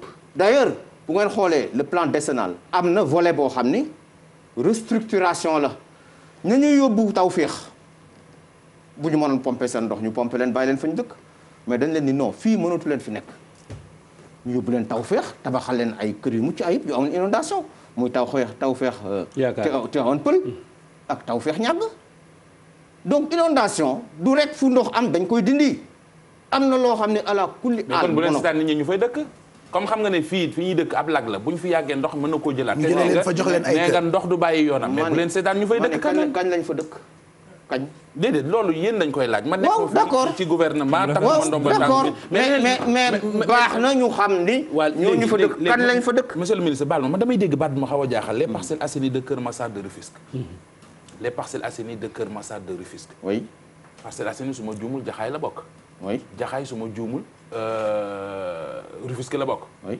mais Keur Massar Pikine la bokk loolu nu mu mën a nekk les Parcelles Assainies de Rufisque de Keur Massar problème appellation la xam nga il faut ngeen dellu ginnaaw ci origine Parcelles Assainies yooyu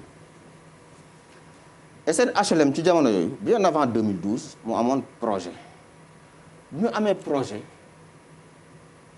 bi mu defee projet am dafa am partie boo xam ni ñu ngi duggoon ci booru Jaxaay boobu communauté rurale sax la woon bés xangal kam ñu ngi duggoon ci biir mais du point de vue commercial ils ont appelé ça Parcelles Assainies Keur Massar mais y a beaucoup am na unité yu ci bokk Keur Massar mais am na unité yoo xam ne mais da nga mësoon nangu ne loolu da nga mësoon a nangu ne loolu Sangalkam la bokk da nga ko mësoon a nangu partie Jaxaay bi d'ailleurs pour wax leen dëgg bu yàggul laa xam ni sax am na partie boo xam ni yaakaaroon nañ ci Jaxaay la bokk mais ndekete bokkul ci Jaxaay mu bokk ci Keur Massar en tant que ministre des collectivités territoriales waaw bu yàggul nga ko xam ñu ngi koy soog a xam parce que avec l'agence nationale de l'aménagement du territoire nga xam sama ministère lañ ko lëkkaloo le découpage bi la ñu dem toog ak maire Jaxaay man maa leen convoqué parce que ces problèmes de limite là ci suñu ministère lañ koy gérer avec l'agence nationale de l'aménagement du territoire ñoom am nañu ay xarala yoo xam ni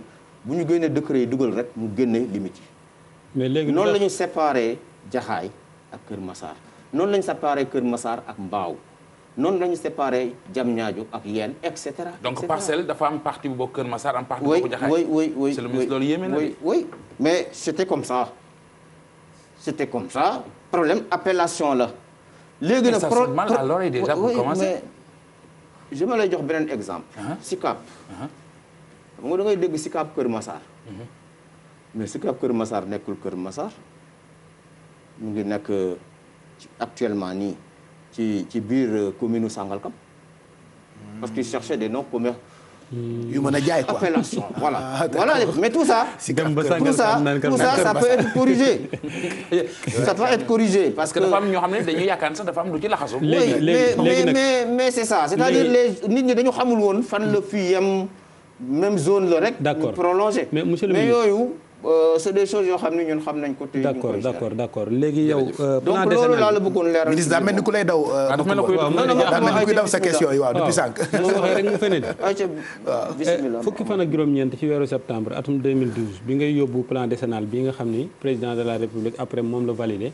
ngir ñu war cee xeex inondation yi ñu ne woon 766 milliards lañ ci war a def ginnaaw bi premier ministre Abdoul Mbaye nee na dafa génn gouvernement bi ñu arrêté ko man yaakaar naa ni fi muy waxee ak fi ngeen koy tontoo bokkul waxul ni moom moo génn rek moom mi doon xeex inondation yi ngeen bàyyi fa inondation yi mais li mu wax mooy financement yi ci waroon a dem bi mu génnee dematuñ ci rythme bi nga xam ne noonu la ci doon demee président de la république Mohamed wax na ko léegi wax na ci benn vidéo fan yi yëpp ñu ngi koy teg ni moom réglé na problème inondation yi ci 4 ans est-ce que nekkul ni naagu googu ngeen naagu ni inondation yi jeex na fekk dañoo tegada ay at yu tawut moo ñu yóbbee lii lépp fi mu ne nii mu taw nit ñëpp dëkk ci ndox mi déedéet plan décennal de lutte contre les inondations dafa fonctionner à merveille te dinaa leen ko démontrer à merveille lu tax gis nga bi pluie yi nga xam ni moo taxoon président Macky Sall sax woote def ce conseil présidentiel c'était le 26 août 2012 ce jour-là il a plu à peu près 150 millimètres à Dakar le président ñëwee le woote déclenché d'abord plan Orsec tas Sénat ensuite woote conseil présidentiel sur les inondations yàlla dafa def ci jamono yooyu maa doon ministre de l'hydraulique et de l'assainissement ma am privilège wu présenter ce plan là le 19 septembre bi nga wax xam nga 19 septembre at moomu jeexoon na septembre octobre bon on ne pouvait pas faire grand chose mais on s'est battu année boobu bu juguler un peu les inondations mais les inondations étaient là en ce moment dañoo noté woon téeméer ak juróom-ñaar fukk ak juróom-ñaar point noir ci région de Dakar laa wax de téeméer ak juróom-ñaar fukk ak juróom-ñaar zone d'inondation dans la région de Dakar ñu soobu ci plan décennal bi lan lañ ci liggéey jën ñëpp ngeen xam ni damay joxe quelques sites rek pour la mémoire parce que les images sont là RTS foofu bu ma san taw nit mënu faa jaar maison du parti rond-point boobu bu mesee taw nit mënu faa jaar. bu yem Dakar de. non dama leen di wax léegi. concentré wu fii d'abord parce que tey jii mën nañu wax li gën a metti ci Dakar c'est dans la zone de Kër Massar ay Alaaji Pathé ay Camille Basse et autres donc foofu bu masaan taw kenn mësu fa jaar kenn mënatu fa jaar rond-point maison du parti la place de l'ONU je me rappelle ministère bi nekkoon foofu di ministère de l'urbanisme tabax boobu ñoom bu masaan taw du ñu mën a génn du ñu mën a dugg nga jóge fa nga dem Grand Yoff kenn mësu fa woon mën a jaar. ba léegi sax kay. sauf que ren am na non ba léegi sax kay. mais ça c'est beaucoup atténué on se rappelle où on a les images hein. oui atténué on est d'accord sur le. non oui mais bu baax a baax sax. mais c'est relatif sax. bu baax a baax mais dinaa ci ñëw léegi nañu comparer pluie yi ñu am li nga xam ne mooy le 5 septembre dinaa ci ñëw léegi loolu bi mu amee ngeen gis ni foofu donc c'est traité nga jóge fa mais demal. sur la RN1 là mais am na ay jamono kenn mënu foon jaar c'est réglé Ouest Foire la même chose kenn xalaatul woon sax jaar fa kenn xalaatu ko woon plan décennal bi jaar na fa nga jóge fa dem ba ay booru Philippe Maguilène Senghor parce que étude bi ñu defoon. gis nga hôpital Philippe Maguilène Senghor dem contrairement waaw d'accord loolu mën na am. mais il faut voir non dafa am. waaw d'accord mais il faut voir comment les eaux vont partir après. Maintenant, mais les zones doivent même pas stagner ci ay structures hospitalières. Si, attention. Partout dans le monde quand il pleut, le temps qu'il pleut, l'eau reste. Parce que la vitesse d'accumulation de l'eau ak sa vitesse de c'est pas la même chose. C'est-à-dire faut pas que ñuy gént wala ñuy rêver. Il y a des phénomènes yoo xam ni c'est de l'hydraulique, c'est de la mécanique des fluides. Loolu même les scientifiques xam nañ ko. On na taw nii ndox mi bare mais il faut donner le temps à l'eau de partir, ça c'est normal.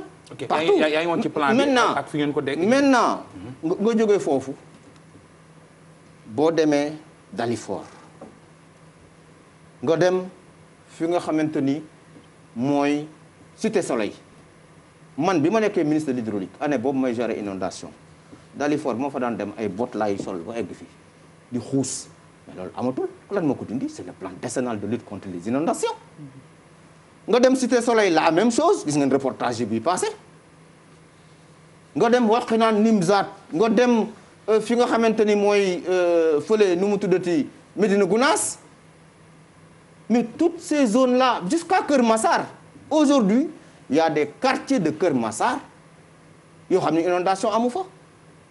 dañ ko jox yeneen c'est quartier le PROGEP non joxuñu ko yeneen quartier foofu PROGEP moo fa intervenir avec plus de 60 milliards d'investissement yu génne ndox moomu demal Touba pour ne pas rester dans la région de Dakar autour de la mosquée de Touba xalaatul woon ni dem fa la grande mosquée c'est le président Macky Sall qui a fait un investissement de plus de 9 milliards pour que ñu def ay canalisation yoo xam ne yow mii mën ngaa dox ci biir mais dañ koo suul kenn ko gis nag léegi loolu mooy évacuer ndox mi Kër Ñang ñu jëlee fa ko yóbbu ko ci bassin terminal bu Daaru Rahman boo demee Bambey investissement yooyu lañ fa def et certains quartiers même de Kaolack donc le plan décennal a fonctionné maintenant des na il y a des zones yoo xamante ni effectivement traité guñ ko par exemple tey jii boo demee Camille Basse nga dem quartier yu mel ni El Hadji Pathé à Kër Massar oui effectivement loolu lu ñu war a liggéey la nga dem une partie de Jaxaay pareil am na ndox c'est un paradoxe d'ailleurs Jaxaay bi ñu koy indi yéen xam ngeen li taxoon ñu indi Jaxaay c'était pour génne nit ñi ci ndox mi yóbbu leen foo xam ne du am inondation mais c'est l'inverse une bonne partie de Jaxaay est aujourd'hui inondée à la différence du projet du président Macky Sall Tawfekh Tawfekh boo fa demee ñoom li ñu may wax parce que ñoo bokk zone ils sont à Niaga et Tivaouane Peulh dañ naan ñun président Macky Sall moo ñu fekk ci taw jaaxle yóbbu ñu ci Tawfekh foofu benn inondation mën na ko am donc le plan décennal a fonctionné maintenant qu'est-ce qui s'est passé le 5 septembre mooy ces pluies diluviennes là. Non, avant le 5 septembre parce que mercredi bi jiitu 5 septembre boobu ci le président laaj le rapport détaillé. boobu xamoon na ne dana taw. non le président. le président semaine bii ñu fukki fan il peut demander un rapport à tout moment. c'est pas lié à ndax taw na wala taw. sauf que bii dañ ko def ci conseil des ministres. Le président Macky Sall peut demander un rapport c'est pas le seul rapport qu'il demande ah. Chaque fois il demande un rapport il donne des instructions au ministre man mii démb. def naa benn réunion sur le conseil supérieur de la fonction publique locale instruction bu ma président jox la ci conseil des ministres pour ma def ko on reçoit tout le temps des instructions et des rapports yu président di demander alors li nga xam ni moo am le 5 septembre taw yoo xam ni mu ñëwee ñun ñëpp fekk nañu fi ak intensité bi mu am en très peu de temps ñu ngi wax ni taw yooyu am spécialiste yi li mu taw keroog ci benn fan lu mu waroon taw la ci ñetti fan maa ngi fi benn document officiel ñetti weer benn document boo xam ni synthèse la événement yi nga xam ni moo am ci région de Dakar le 5/9 dama lay jox quelques exemples rek boo jëlee Bambilor 86 millimètres bis boobu Sébikotane 177 millimètres Mbour 97 millimètres Joal 203 millimètres Sangalkam 120 millimètres Rufisque 113 millimètres Guédiawaye 108 millimètres Pikine 97 110 millimètres Pikine Guédiawaye 108 millimètres mais ce sont des pluies extrêmement intenses et en très peu de temps. Monsieur le ministre nga baal ma. léegi loolu baal ma damay doole tuuti rek nga baal ma yéen da ngeen am problème communication parce que lii ngay wax nii ki ko xam këram taawul ki nekk ci ndox mi di xaar ko fa seppe xamewul 2 millimètres ak 100 millimètres xam moom lu mu xam mooy lii moo la fiy jëlee lii moo lay dimbale. donc bu ngeen ñu bëggee tënk ci këyit yi nga xam ne fa ngeen ko bindee fa ngeen koy jàngee ñëw toog fi di ko jàngal nit ki du sénégalais loolu mooy dalal seenum xel c'est bien beau ñu xam c'est-à-dire explication bu ñuy jox taw bu bari bi ana lan moo ko sabab mais sénégalais bi nga xam ne jamono ji mi ngi tegale ay matelas pour man ca nelaw du lii nga wax mooy dalal am xelam moo tax dama leen di ñaan bu nit nekkee ci fitna communication bi ngeen di teg leen ko ci moom noppam lu mën a dégg gis nga ko xiif raxasul lekk rek lay dégg xam nga yow loolu nga ma wax mais am na ñoo xam ni li ñuy wax sénégalais yi mooy gouvernement bi mooy daanaka presque sax mooy responsable taw bu bare bi donc il faut ñu expliquer effectivement que cette situation est exceptionnelle da ngeen bëgg ñu ñëw toog fii ni way c'est une situation normale c'est pas une situation mais li la Mouhamed wax ñi nekk ci ndox mi loolu waaw mais loolu yéen ñi accusé wu entre les politiques loolu que ça soit de l'opposition ou du pouvoir loolu dafa bëgg a wax ne ça n'intéresse pas les populations non attention c'est important nit ñi xam parce que nit ñi duñu ay bàyyi ma aussi mais kan moo wax nit ñi xamuñu loolu mais justement mais comme xam nañ ko nag li tax nga sous-estimer seen intelligence non sous-estimer moo ko mais ñoom comprendre nañ ko mais comme xam nañ ko dafa baax it ñu koy nafar di ko rappeler la répétition est pédagogique il faut ñun ñëpp ñu d'accord ni li fi wàcc ci ndox keroog c'était exceptionnel comme c'est exceptionnel moo indi lii nga xam ni moo fi nekk. mooy les changements climatiques. La preuve mooy maintenant nu nekk jéem nañ ko yàqee seen xel mais ba léegi déggu leen nit ñi révolté wu kon xam ngeen ne nit ñi comprendre nañ li xew. waaw nit ñi comprendre nañu mais il faut ñu expliquer leen xam nañu ne léegi pour wax la ni plan décennal bi fonctionné na. partout où il y a eu les infrastructures partout au Sénégal mais mbënd mi ndox mi dem na. oui mais am na ay zone am na aussi ñoo yoo xam dañ naan ñun daawuñu taa. am na mais daawuñu taa te mu am plus exceptionnel moo tax le caractère exceptionnel am ci solo. oui et l'impact souvent des infrastructures aussi. ndax gis nga tamit lu nit ñi war a xam mooy gis nga Dakar ni mu bindoo daanaka bu ñu doon jël Dakar di ko diviser xëy na 20% rek ci territoire Dakar la ñu waroon dëkk. man bi ma yoree mbënn mi en 2012 am nañu ay cartes yoo xam ni c'était avant les indépendances dañoo jël cartes yooyu xool ni Dakar meloon mais ay mares ak ay rivières ñoo fi amoon. est-ce que xam ngeen ni diggante Ouest Foire am na benn rivière bu fa awoon bu tudd Waya Géej boo xam ni foofu la jaar ba booru Philippe Maguilène Senghor bi ñu jëlee cartes yooyu. teg ko ci carte inondation yi dafa méngaloo exactement ak les zones d'eau ça veut dire que Dakar bu ñu waxante dëgg 20% superficie bi rek la ñu waroon dëkkee. li ci des yëpp ñu bàyyi maintenant les années de sécheresse on fait que ñëpp ñëw jël des zones non édificantes yi. mën nañu am beneen argument bu koy contrer parce que tamit boo xoolee technologie ni mu avancé. boo xoolee ni nit ñi di dundee vivre avec l'eau projet boo xam président Macky Sall waxoon na ko fi c'est-à-dire que nit ñi tamit mën nañoo dem ba donte espace bi ak contrainte boobu complexité bi dëkk ak moom est-ce que loolu aussi ça doit pas être une question de vision et d'ambition. mais xam nga franchement boo xoolee koppar yi war a dugg ci loolu dëkkuwaay rek jaru ko. kay. non déedéet. am nga kër non monsieur am nga kër bu wax loolu. mais am na dëkkuwaay jaral nañ loolu. bàyyi ba pare sama raisonnement. allez-y excusez-moi. nga bañ ma dagg moo maa ngi jégalu monsieur le ministre. dëkkuwaayu Dakar.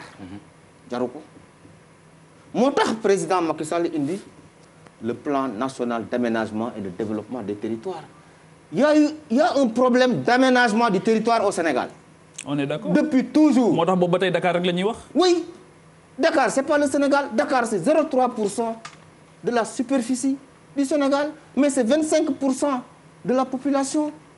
donc war nañu xool tey jii fu ñu toll nii ñun ñëpp que ñu dëkk Dakar ou ñàkk Dakar pour wax ni war nañu arrêter loolu nag jot nañu arrêter nit ñi ñu bañ a ñëw Dakar. non on est d'accord. d'accord mais tey jii bu fekkee ne nit ki fa mu dëkk service bu mu soxla. dina ko fa am waaw kay du ñëw. waaw kay lan moo tax nit ñi di ñëw Dakar. voilà lan moo tax nit ñi ñëw Dakar li tax ñu ñëw mooy pour dëkk. pour faju pour jàng pour am yenn services yi. mais loolu le plan national d'aménagement du territoire. waaw li mu indi mooy. plan bi kañ la ñëw. plan bi ñu ngi ko adopté le 24 janvier.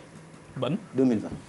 2020 plan national oui. ok pour la première fois Sénégal am na un plan national d'aménagement du territoire lan moo nekk ci biir plan boobu li ci nekk mooy dañu gis ni Dakar. diggante Saint-Louis jaar Dakar ak Thiès ba Ziguinchor loolu mooy Sénégal daanaka qu'on appelle le tiers ouest les 2 tiers est dara daanaka amu fa lu am solo président Macky Sall wax ni nañu créer ce qu'on appelle les métropoles d'équilibre métropole d'équilibre yooyu fukk lañu Saint-Louis bokk na ci Mbour bokk na ci Thiès bokk na ci Touba bokk na ci Ziguinchor bokk na ci Kaolack bokk na ci Kolda bokk na ci Tambacounda bokk na ci. Kédougou bokk na ci Matam mi ngi ci. lan mooy contenu bi lan mooy contenu bi métropole d'équilibre maanaam dañu gis ni dëkk yooyu seen ni nit ñi yokkoo gaaw na. macha allah ñu ni kon autour de ces métropoles d'équilibre nañ fa créer des conditions yoo xam ni ñu dëkk foofu ak autour de la métropole maanaam les villes polarisées. la ñu war a soxla yëpp lu taxoon ñu ñëw Dakar dañu defal leen ko fa. loolu la ñuy wax de éradiquer loolu la ñuy wax depuis 2012. non loolu nekkuñ ci wax bi parce que c'est la première fois ñu wax problème métropole. Oui, mais il y a un plan le financement du plan on peut en parler. Oui, d'accord si vous voulez mais vous êtes d'accord avec moi que ce concept. mais ñun ñëpp d'accord nañ ci loolu d'équilibre rafet moom xalaat moom rafet ngeen ci moom. loolu slogan la rek xam nga nag yéen moom quelquefois ma am problème ak yéen parce que bu ñu waxee lu kii suñu waxee rafet nga wax rafet mais lépp looy gis mais rafet lay mais ñun d'accord nañ mais xam nga xalaat ak xel ba indi loolu mais ñun dañu xalaat ba sonn d'accord nga mise en œuvre bi la ñu wax non Sénégal kañ la am indépendance yàgg na le président Macky Sall est venu en 2012. Il faut voir comment les choses après avoir été Premier ministre, après avoir été ministre de l'Intérieur, ont évolué sur le plan énergétique, le président sur le plan est au pouvoir depuis 2000 infrastructure. 32 km autoroute la fi fekk, il a fait 225 km d'autoroute. 500 mégawatts la fi fekk en énergie. Il a fait plus de 1250 mégawatts. Le plan d'aménagement. Donc loolu am na solo. Ce plan-là bi nga xam ni mooy créer les métropoles d'équilibre mooy fukki ma la wax. daañu fa def ay infrastructures yoo xam ne muy hôpitaux muy ay lycées muy ay universités muy des trucs de loisirs yoo xam ni nit ñi loolu la ñuy soxla xëy na pour ñëw Dakar wala leneen lépp ñu am ko. pour kañ ensuite mu am ay agropole parce que nit ki doo ko créer environnement te amul fu muy liggéeyee. les agropoles là yi nga xam ne moom la ñu créer utiliser suñu potentiel. agricole maanaam créer ay industrie agroalimentaire parce que loolu Sénégal yàlla daf ñu may lu bare lu mu mayul yeneen dëkk yi li ñu may mooy suñu dëkk daanaka c'est plat amul montagne lim ñu may mooy jant bi lim ñu may mooy ndox mu bare savez-vous que dans le sous-sol sénégalais am nañu war a tolloog 500 milliards de mètres cubes d'eau en eau de surface am na ñu toll ci 35 milliards de mètres cubes donc bu ñu defee synergie boobu créer ay agropole créer les conditions pour que nit ñi bañ a sore pour am lu ñu liggéey des industries pour kañ la les industries le plan non le plan c'est entre 2020 ba 2020 ça c'est le PSE mais non kii mooy horizon PSE plan bi mais c'est phasé dafa am ay phasage plan bi tàmbali na ce plan là on commence à l'appliquer actuellement ni ma lay wax nii. ban jeexital la am fan la am jeexital. non c'est à l'horizon 2035 mais 2035 sorewul la est-ce que vous savez que nous sommes en 2020.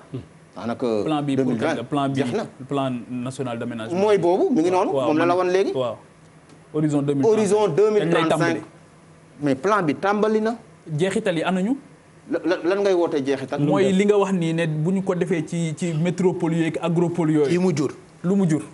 agropole sud commencé na lancé nañ appel d'offres yi énergie. ñu ngi def les interconnexions parce que boo xoolee plan bi di nga gis ay interconnexions. avec des lignes de 225 kilovolts yoo xam ni. mooy maayer les métropoles d'équilibre parce que. tant que énergie amul ci côté yooyu bu doy. développement mën na am donc pour le financement plan bi commencé na. le financement du plan. mais le financement du plan ce sont les ressources de l'État d'abord. le budget de l'État. ensuite les partenaires au développement. loolu mooy def financement bi mais ce plan là a démarré.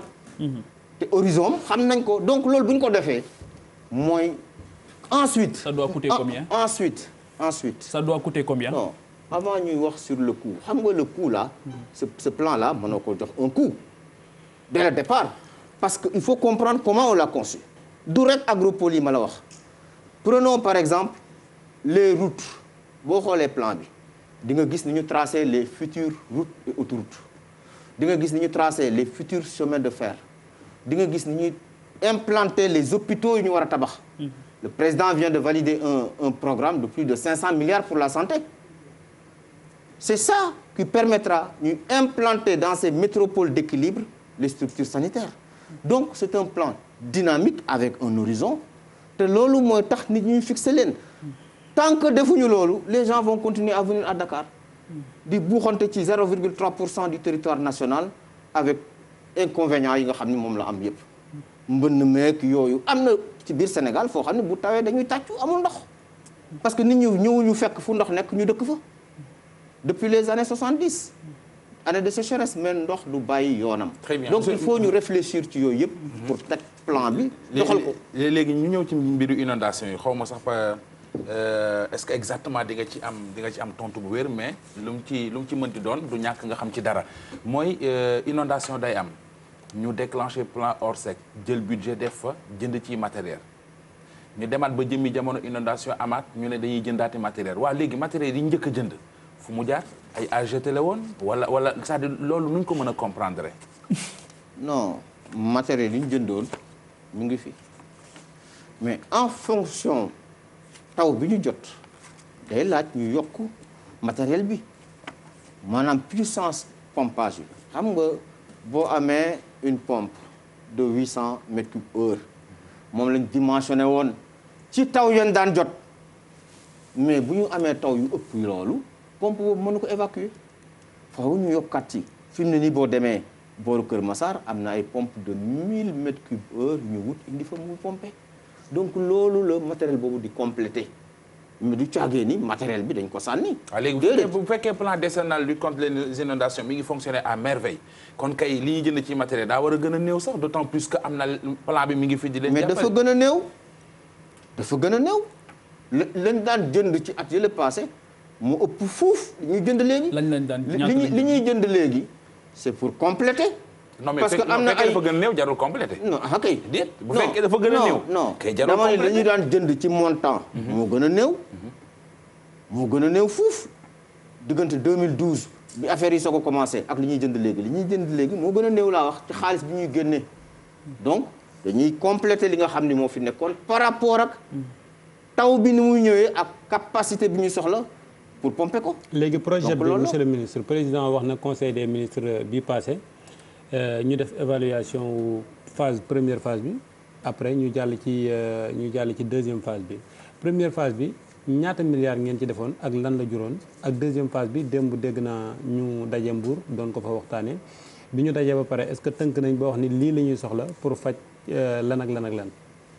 alors projet mën nañu wax ni c'est l'un des meilleurs projets en termes de réussite. à merveille aussi.